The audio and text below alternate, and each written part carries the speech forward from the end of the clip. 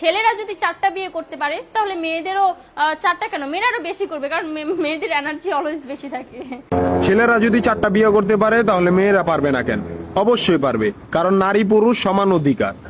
আর যদি একটা কথাই চিন্তা করি তাহলে মেয়েদের চেন কোনো কাজে লাগে না, চেন খুলে মুতার অধিকার তো তাদেরও আছে। মালে আসেন, একটা চাবি দিয়া যদি 4টা তালা খোলা যায় ওটাকে বলা হয় মাস্টার কি, আর একটা তালা যদি 4টা চাবিতেই খুলে সেটাকে বলা হয় খাঙ্কি।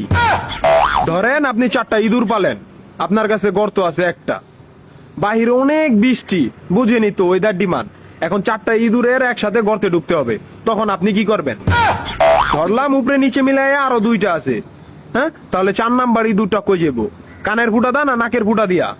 হ্যাঁ, তার মধ্যে মাসের মধ্যে 7 দিন থাকে লকডাউন। আমি মানি, আমি না শুধু সবাই মানে মেয়েদের অনেক পাওয়ার, মেয়েদের অনেক এনার্জি।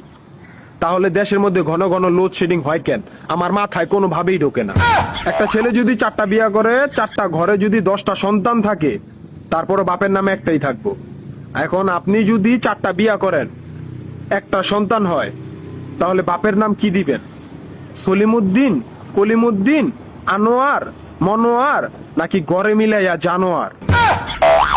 আপনি কি নারী না ঢাকা শহরের লোকাল গাড়ি?